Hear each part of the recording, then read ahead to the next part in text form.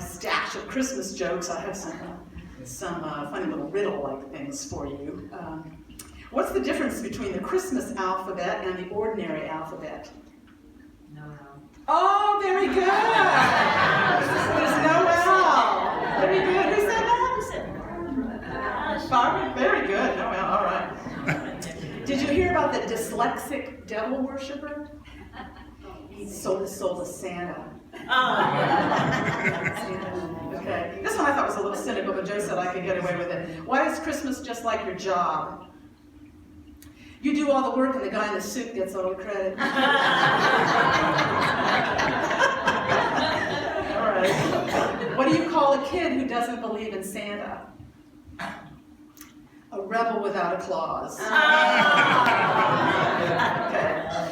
What do you call Santa's helpers? This is a grammatical kind of joke. What do you call Santa's helpers?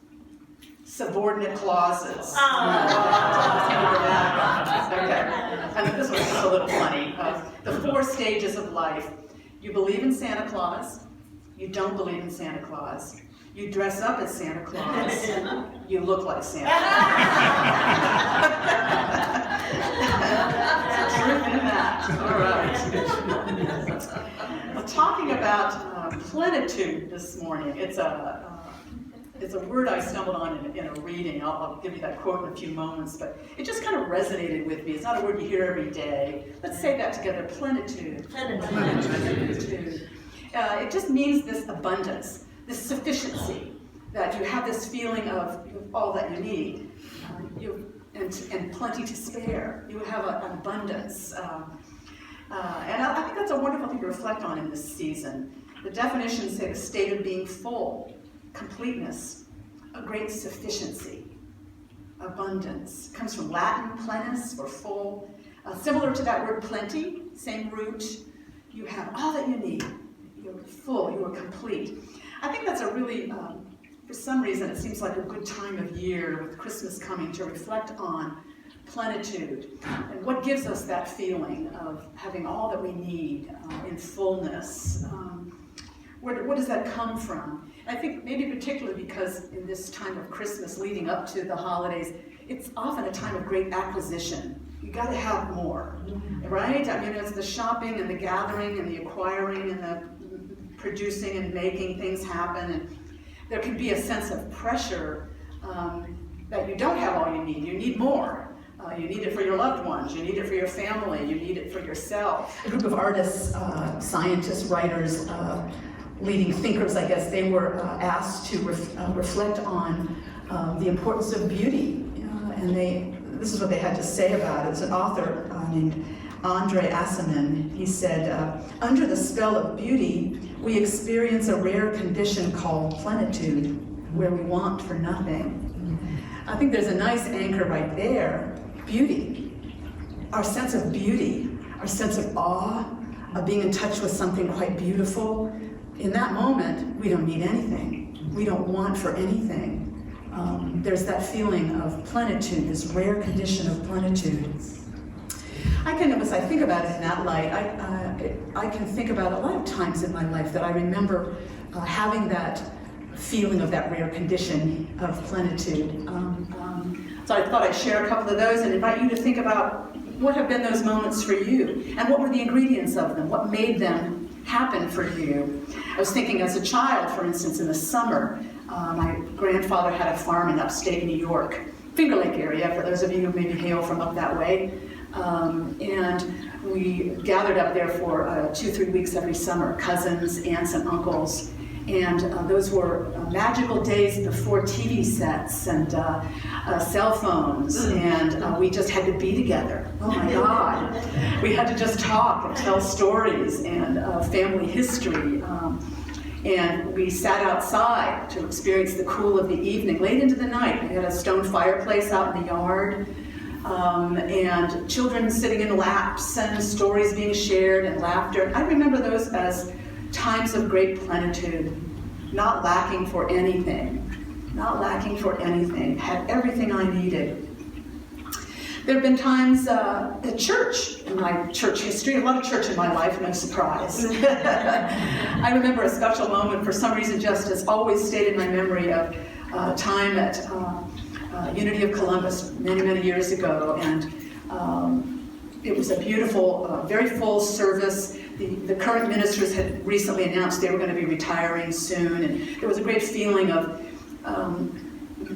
preciousness and really enjoying the day. And I just remember this particular Sunday where sun was streaming in through the colored glass of the windows, and the bell choir was at work. You ever heard of bell choir? Yeah. Oh my goodness, it can be so. You were in the bell choir, Tessiana? It can be just exquisite, like angel music. And everyone's earnest faces as they were ringing their bell on their note. You know, you gotta hit your note. If you don't, you're gonna miss it, mess it up. Everybody's so earnest, and everyone just so beautiful, and all these spiritual seekers. The room was just filled with love and kindness and beautiful intentions and beautiful music, and it just seemed one of those mystical moments almost. There was such radiance in the whole sanctuary. Brought tears to my eyes, and it made me wonder, are all moments potentially like this if we're paying attention? What was special about that one? Maybe it wasn't so much out here as in here. I was paying attention, in a way that I didn't always. And I think that's one of the key things. That time in the sanctuary where everything's so radiant, the circumstances of my life were not in tremendously good order. I was having a lot of financial problems, a lot of issues. I was living alone in Columbus, and a lot of things were still working themselves out. So it didn't have to do with circumstances, this feeling of plenitude. I don't think it ever does. Your circumstances can be all over the map. This feeling of having all that you need comes on. It's an inside job. It's an inside job. It doesn't have to do with getting the details right externally. We often think it does, that if we just got certain things right, the right relationship, the right job, the right amount of money in the bank, the right neighborhood, the right house, that then I'm going to feel like I have everything I need. But it doesn't tend to work that way. And that's certainly not what our spiritual way showers have taught us. They have again and again told us plenitude is an inside job. And it's linked to our ability to appreciate. Buddhists call it mindfulness, another word for the same thing, really paying attention and appreciating what's already here and now, what we already have. Joel Goldsmith, one of my favorite New Thought writers. Did you ever read Joel Goldsmith? Wonderful writer. Practicing the Presence was one I lived on for years. He said, the invisible grace is our sufficiency in all things. The invisible grace, that something, that preciousness, that beauty, that radiance, already here. It's about us seeing it, our being able to see it. And that's what the biblical instruction is too. How do we experience plenitude? How do we experience abundance? I think that the kind of Bible stories tell us three things about plenitude and how we experience that. First one is that God is the source of our plenitude. It's an inside job. It's given to us through our direct link with God. That's our source. The second is that we need to connect with it routinely, not just in times of desperation or once in a while, but every day. Jesus said, give us this day our daily bread. Every day, connect up with Source. That's the answer. And the third one, now this is the most wonderful one in a way, is that the abundance of God is supernaturally abundant. It'll show up in amazing ways. And there's wonderful, rich Bible stories about that. So here's the one from the Old Testament that everyone probably remembers, is about in Exodus, the Israelites wandering. They've been freed from slavery in Egypt and by Moses, and now they're wandering in the wilderness. And every time things get a little tough, they whine and complain to Moses. They're really kind of funny stories in a way. So they're getting hungry, and they say, you brought us out into this wilderness to kill this whole assembly with hunger. And so God responds, tells Moses, I'm going to rain bread from heaven for you. And each day the people shall go out and gather enough for that day. And on the sixth day, when they prepare what they bring in, it will be twice as much as they gather on other days. That's so that they have enough for the Sabbath. But they're supposed to do it every day, see? You have to connect up with Source every day.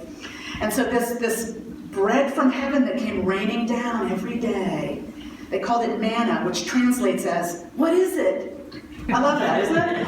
That's what people said. What is it? That's what manna means. And we're told it was white, like coriander seed, and it tasted like a wafer made with honey. Like a little Nabisco wafer made with honey or something like that. Cookies from heaven came down. I think we need to really take note of how astounding this was. What's this Bible story telling us about? It's telling us that God responds abundantly to our needs, in abundance, in amazing ways, unexpected ways. You couldn't have anticipated, and more abundantly than you could imagine. Same teaching, of course, in the New Testament. There's that marvelous story of Jesus feeding the 5,000. He's been teaching all day. They're out on a hillside. There isn't any food around. And Jesus says, well, we'll feed them. Just tells the disciples, we'll feed them. What do you have? And they go, we've got 5 loaves and 2 fish. And we're told, the story goes, Jesus lifted his sights and thanked God for the abundance of what was being provided, and they were distributed. And all 5,000 ate their fill. And then they picked up what was left over, and there were 12 baskets of leftovers. Amazing, ridiculous. You just can't, what's the point of that story? The point of that story is God will provide for us more abundantly than we can imagine. In unexpected ways, out of the blue, our needs will be met as we open to that and trust it and invite it in. And say thank you. And say thank you. Open up to the flow of that. I think these are teachings for all of us about divine supply. The invisible grace is our sufficiency. There is enough for all of us in abundance. The trick is in our becoming aware of and open to and ready to receive, expecting plenitude, being mindful, being deeply appreciative of what we already have, really seeing it, really appreciating it. The Apostle Paul taught this in this powerful teaching from Philippians that many of you know, I'm sure. It's about appreciation and how it kind of fertilizes our lives, fertilizes our dreams. Whatever is true, whatever is honorable, whatever is pure, whatever is pleasing, whatever is commendable, if there's any excellence, if there's anything worthy of praise, think about these things. Really focus on the beauty. Focus on anything you can that's beautiful, that's a blessing in your life. And the reason why is because the more we focus on that, the more it increases. The more it increases, like fertilizer on a garden. It's like fertilizer on the garden of our lives whenever we really appreciate and praise and give thanks. It just kind of stimulates more and more abundance as we do that. It's a spiritual law. So sometimes that requires us to kind of retrain our eyes a little bit. Instead of focusing on lack, focus on presence. Instead of focusing on what we don't have, focus on what we have. And really appreciate that, really look at that fully. Maybe every moment can be that kind of semi-mystical moment I had in that church sanctuary that morning, or that I had out in the lawn as a kid on the farm. Can every moment be like that if we're fully appreciative? It takes slowing down a little bit, I think, looking around us, being more mindful, being more appreciative and more mindful. And I think it requires us to kind of broaden our understanding of abundance a little bit. It's not just certain things. It's not just money. I remember going through a time and I just did not have any money. And it was holidays. Christmas was coming up, and so I made a lot of ornaments for people. I'm sure they were pretty ratty-looking little things because I'm not particularly artistically inclined that way. But I made little dream catchers. I made things like that to give to people. And I did not know what I was going to do for holidays. And my sister's husband, she was living in California. He said he wanted to give me as a Christmas present a flight to and from California because it would be a gift to them for the holidays. And I thought, I am like the most prosperous broke person I can think of right now. Being flown across the country and lavished with this and that. You know, abundance is more than what you've got in the bank, I guess was one of the lessons I learned at that time. It's more than what's represented on a paycheck. It's more than any of the little details in our lives. Abundance is our relationships, our friends, our communities, the music that fills our lives, the beauty that surrounds us, the natural world that's around us that we are connected with and can tap into and draw from at any time. I was remembering, and maybe just this Christmas time it brings up these kind of memories, but I was remembering my mother often talking about how they celebrated Christmas in her little village in upstate New York. There's a little place called Cameron Mills. I'm sure nobody's ever heard of that. Tiny little village in the hills of upstate New York. And she had 3 other siblings. There were 4 of them. And she grew up, it was during the Great Depression. Must have been a time of great lack in a lot of ways. Christmas time, I remember being, kind of a little appalled as a kid. She said all she got for Christmas was a Bible. I might have shared that story before. You got a Bible for Christmas? That's all you got? It sounded terrible to me as a youngster. Didn't feel that way to them. And they had so much more abundance in their lives in other ways that didn't have to do with the gift giving and exchanging. I remember being loving to hear about how they, again, kind of pre-media days, that they had a lot of gatherings in their homes. And they would have like a family band in the evening, and everyone would play some music. My mother played the keyboard, as did Aunt Doris. My Aunt Jane played the saxophone. My Uncle Harry played the violin. My grandfather was pretty good on the keyboard too, mostly hymns, no surprise. But they would have family band.